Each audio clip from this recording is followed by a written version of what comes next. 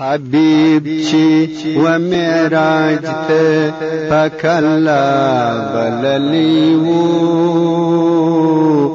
پاک الله بللی وو گلشن په اسمانو کې د ژوند لار فرشتو جوړ کړي. قدرمنو اوریدونکو، اوس تاسو پام راړو د الحاج مولوي محمد یاسین فهیم صاحب و عالمانه وینا ته. بللی وو پاک الله بللی وو د ژوند لار فرشتو جوړ کړي وو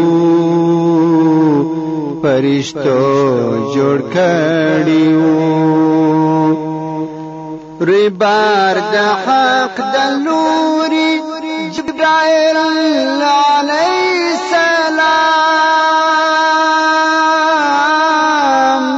جبرائیل علیه السلام. بسم الله الرحمن الرحيم. الحمد لله رب العالمين حمد الشاكرين، الصلاة والسلام على سيد الأنبياء والمرسلين سيدنا ونبينا وشفيعنا ومولانا محمد وعلى آله وأصحابه الطيبين الطاهرين. قدرمنو اوریدونکو د ژوند د لارې د خپرونې مینوالو، السلام علیکم ورحمة الله وبرکاته. ستاسو روغتیا او خوشحالي د پاک رب نه غواړم، په دې هیله چې د صحت او عافیت جامې په تن ولرئ او خوشحالي مو په برخه وي. دا دی زه محمد یاسین فهیم د ژوند د لارې د خپرونې په وړاندې کولو کې ستاسو په خدمت کې یم.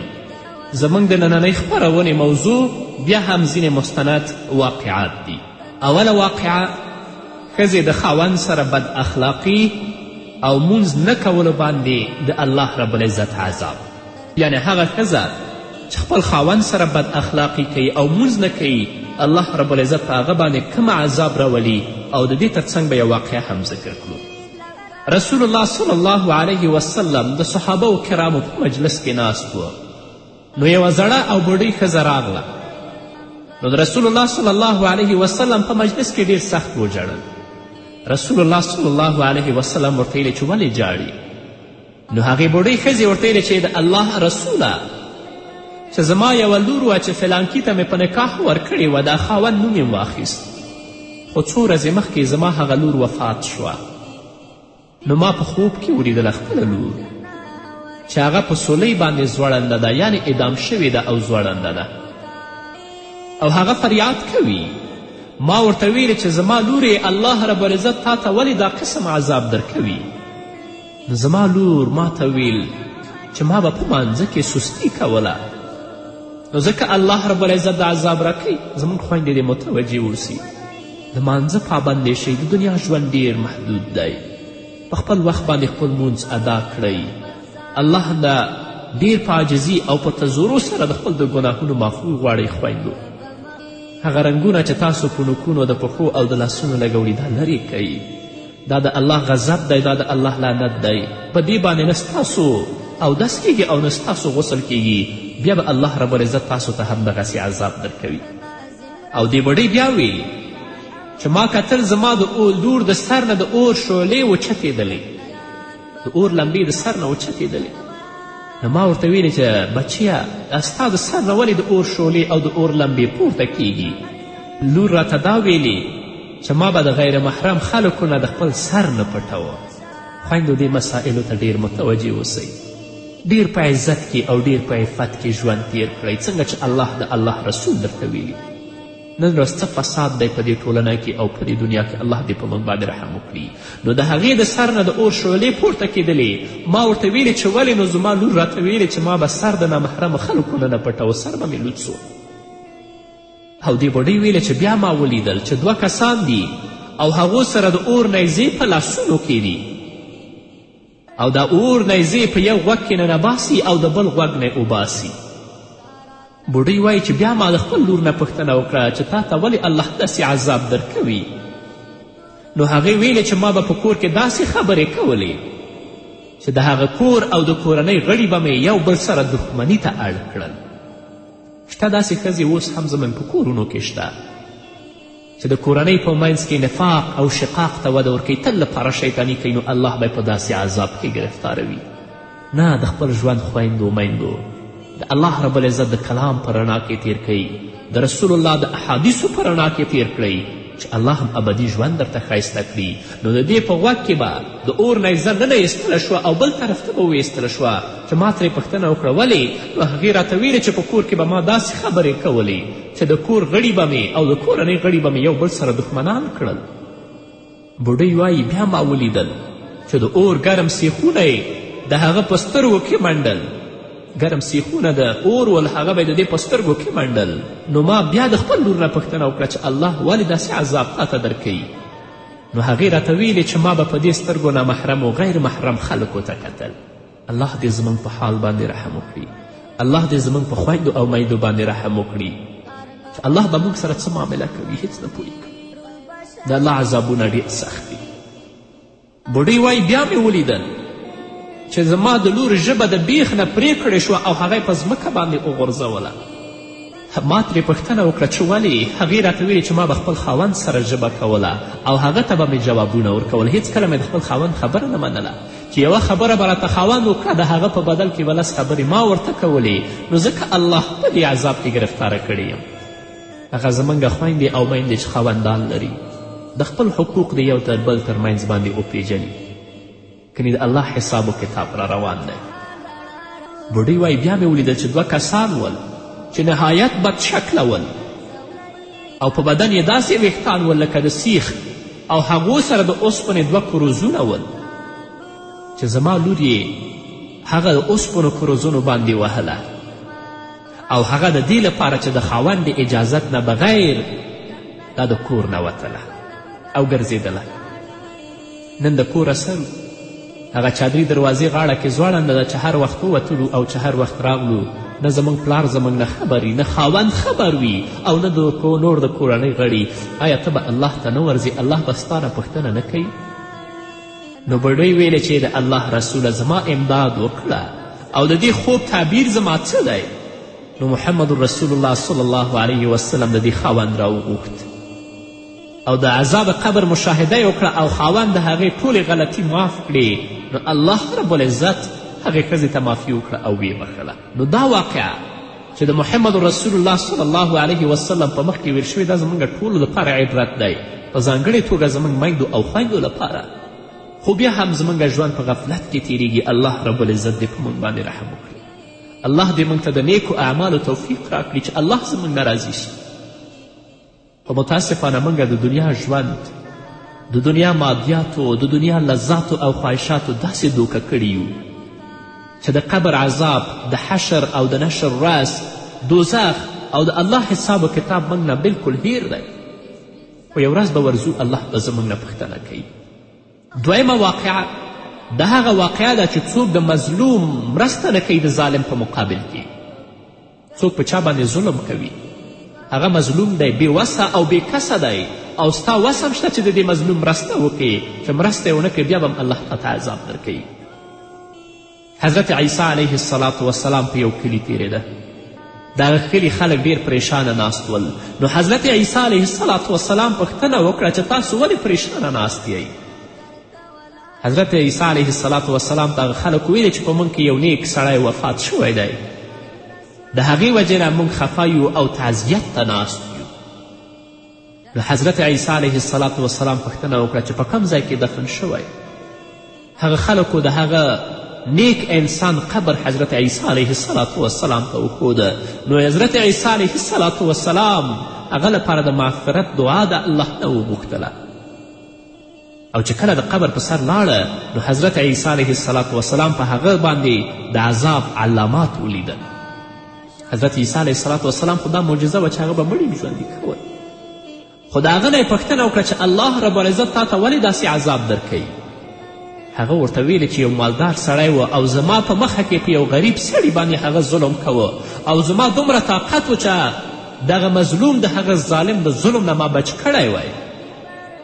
خو ما په زړه کې ویلی چې هر څوک به خپل کار کوي. ما د هغه مظلوم مرسته ونه کړه نو الله رب العزت ما ته دا عذاب راکوي چې په قبر کې ما ته د اور پڼۍ او څپلۍ راکړې شوي چې د هغه د حرارت نه زما دماغ ویشي.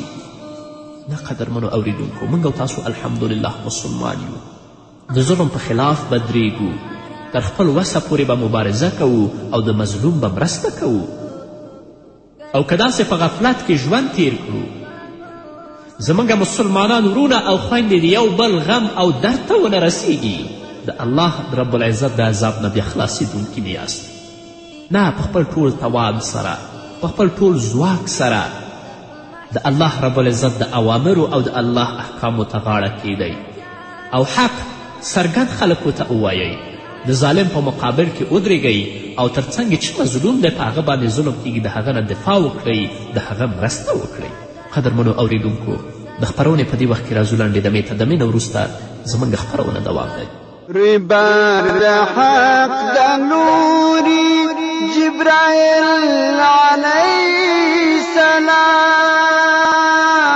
السلام، جبرائیل علیه السلام، او یا زره ملکو لاس پر نام نیولی وو، لاس پر نام نیولی وو. قدرمنو اوریدونکو، بیا هم زموږ سلامونه او نیکې هیلې ومنئ.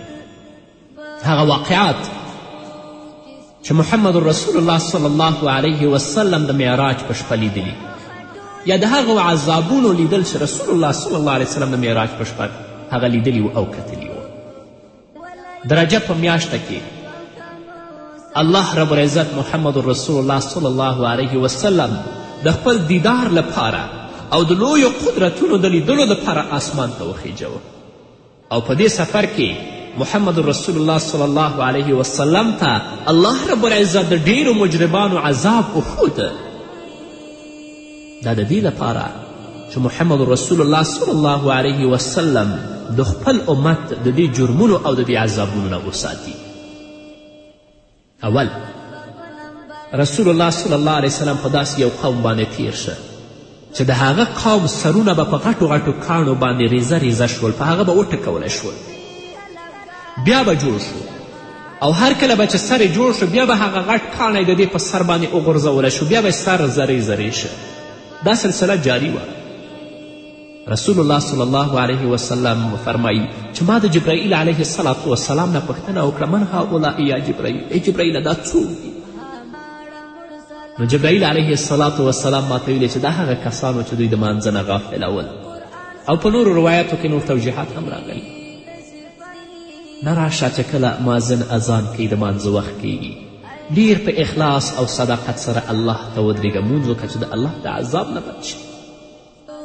دویم، رسول الله صلی الله علیه وسلم فرمایي چې زه په داسې یو قوم باندې تیر شوم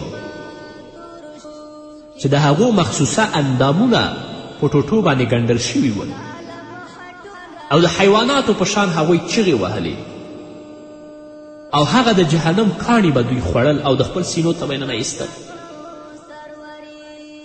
رسول الله فرمایي چې ما د جبرائیل علیه السلام نه پوښتنه وکړه، یا جبرائیل من هؤلاء، دا څوک دي؟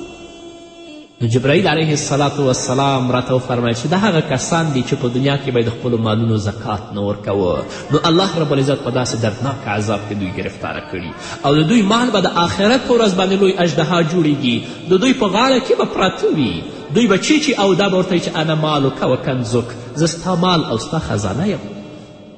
نه راشه چې ګټې خپل مال پاک او حلال کړه، د الله حق پکې ادا کړه تر څو چې د الله د عذاب نه خلاص شي.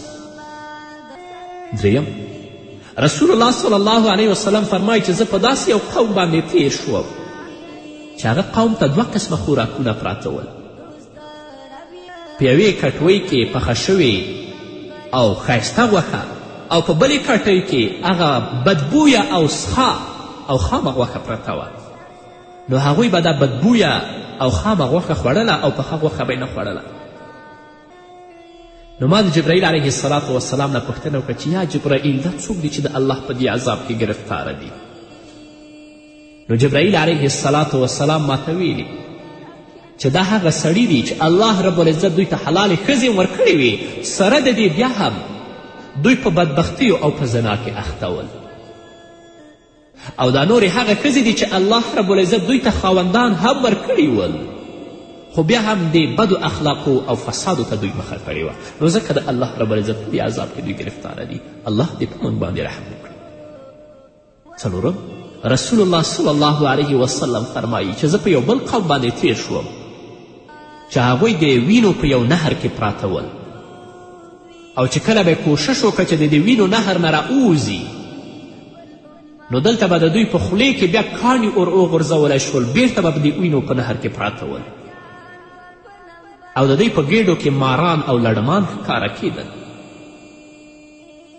ما پوښتنه وکړه چې یا جبرائیل علیه السلام دا څوک دي؟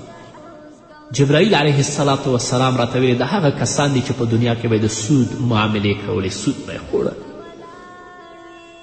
نن خو به یا ځان لپاره یا د اولاد لپاره یا د ښځې لپاره یا د قوم لپاره سود خورې، پیسې ګټې، خو د آخرت په ورځ چې الله کله تا جهنم ته غورځوي دا به وایي چې یا الله زما ښځه وغورځوه، زما اولاد، زما ورونه، زما قوم و قبیله وغورځوه، ما د خپل عذاب نه خلاص که. الله به درته وایي کله داسې نشي کېدلی، نه راشئ د الله نه ویریږئ. متاسفانه چې نن زموږ په ټولنه کې ټولې معاملې په سود باندې روانې دي. الله دې زموږ په حال باندې رحم وکړي. پنځم، رسول الله صلی الله علیه وسلم فرمایي چې زه په یو بل قوم باندې تیر شوم چې د هغوی ژبې او شونډې دواړه په قینچیانو باندې کټ کېدلې. ما جبرائیل علیه السلام نه پوښتنه وکړه چې یا جبرائیل دا څوک دي؟ نو جبرائیل علیه السلام راته ویل دا خلک دي چې خپله به یې نصیحت کوه او په خپله به یې عمل نه کوه، بل چاته به یې نصیحت کوه په خپله عمل نه کوه. یا الله ته موږ ته نیک عمل راکړه. یا الله ته د هغو جملو نه موږ مه ګرځوه چې بل چاته نصیحت کوو او په خپله په بدو باندې اخته یو. یا الله، یا الله ته د نیکو عمل ما ته اول راکړه، بیا ټولو مسلمانانو ته. شپږم، رسول الله صلی الله علیه وسلم فرمایي چې زه په یو بل قوم باندې تیر شوم چې د هغوی نوکونه د اوسپنې په شان ول، د اوسپنې نوکونه ول، او هغوی به د خپل بدن په هغو نوکانو باندې شلوه، د خپل ګېډې به شکولې، د خپل مخونه به شکول، هغه به پرې زخمي کړل، او د دې د بدن او د مخونو نه به وینې روانې وي. ما جبرائیل علیه السلام نه پوښتنه وکړه چې یا جبرائیلو دا څوک دي؟ نو جبرائیل علیه السلام ما ته ویلې چې دا چغلخور خلک دي چې د خلکو په عزت به یې حمله کوله او غیبتونه او چغلخوري به یې کوله. دا عادت او دا بدبختی، دا غیبت او دا چغلخوري زموږ په ورونو کې هم شته، خو اکثره په زنانو کې ډېره ده. الله دې په موږ باندې رحم وکړي. الله دې د خپل عذاب نه موږ بچ وساتي. اووم، رسول الله صلی الله علیه وسلم فرمایي چې ما داسې یو کاڼی ولید چې د هغه کاڼي نه یوه غوا پیدا شوه، خو دې غوا به بیا کوشش کوه چې بیرته دې کاڼي ته ننوځي، خو ننوتلی نه شوه. نو ما د جبرائیل علیه السلام نه پوښتنه وکړه چې یا جبرائیل دا څه دي؟ جبرائیل علیه السلام راته ویلې چې دا د ستا د امت هغه خلک دي چې د خپلې خولې نه به غلطې خبرې ویستلې او بیا به پښیمانه ول، خو هغه بیرته نه واپس کېدلې. نن زموږ په مجلسونو کې فساد او د لعنتي خبرې روانې دي، دې لپاره چې خلک پرې خوشحاله کړي. هلته ځینې دي دین او مذهب ته کنځا کوي، کفري الفاظ استعمالی دې لپاره چې زه نور خلک وخندوم، خو په دې نه پوهېږي چې په داسې انسان باندې د الله غضب دی، په داسې انسان باندې د الله لعنت دی چې داسې خبرې کوي چې خلک راته وخاندي او کفري الفاظ استعمال کړي. الله دې په موږ رحم وکړي. اتم، محمد رسول الله صلی الله علیه وسلم فرمایي زه په داسې یو قوم باندې تیر شوم چې د هغوی مخونه د اوښانو په شان ول، یعنې سرونه د اوښانو سرونه ول.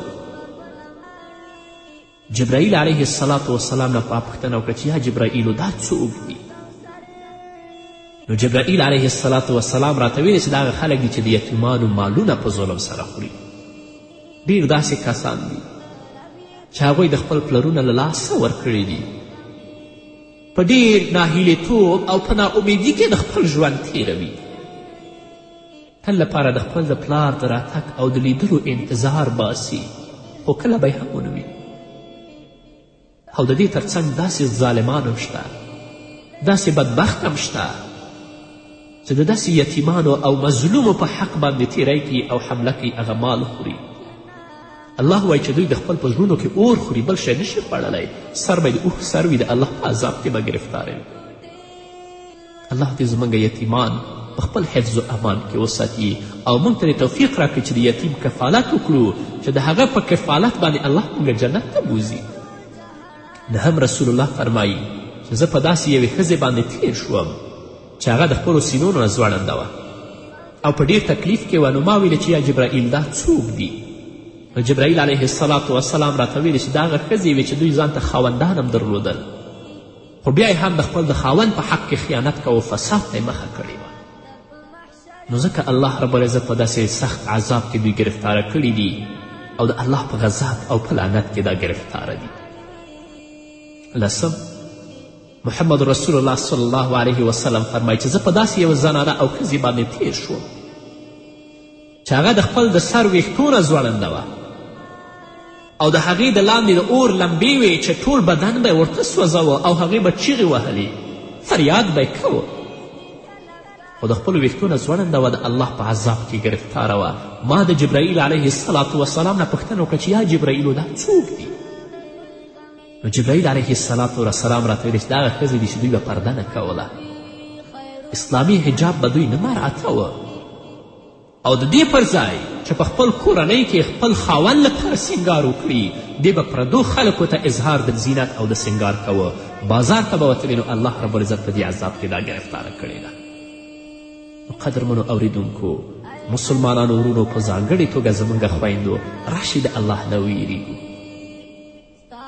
تر اوسه هم چې هر څه وکړه په هغو به توبه وباسو، وروسته د دې به د الله اوامرو او احکامو ته غاړه کیدو چې دې محدود ژوند کې الله زموږ نه راضي شي. د دنیا ژوند ډېر لنډ دی، یو ورځ نه یو ورځ به مرو، الله به هم د خپل حضور ته دروي، بیا به الله ته څه ځواب وایو؟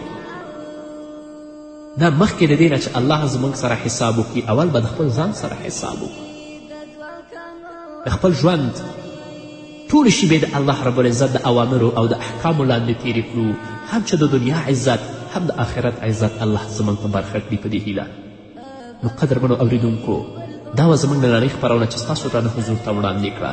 تر بلې خپرونې پورې چې زه بیا هم ستاسو درانه حضور ته راځم، تاسو ټول په پاک رب سپارم. پاتې ژوند او پاتې ورځم نیکمرغه، الله مو مل شي. حبیب چې وراج ته پاک الله بللی وو، پاک الله بللی وو، گلشن په آسمانو کې فرشتو جوړ کړي وو، فرشتو جوړ کړي وو. فبیت المقدس کے مہمانی دشیدو ورکڑا، مہمانی دشیدو ورکڑا. فبیت المقدس کے مہمانی دشیدو ورکڑا، مهمانی دشیدو ورکړه. گوهر و حجاب پورته رپنا بللی وو، رپنا بللی وو. گلشن په آسمانو کې فرشتو جوړ کړي وو، فرشتو جوړ کړي وو.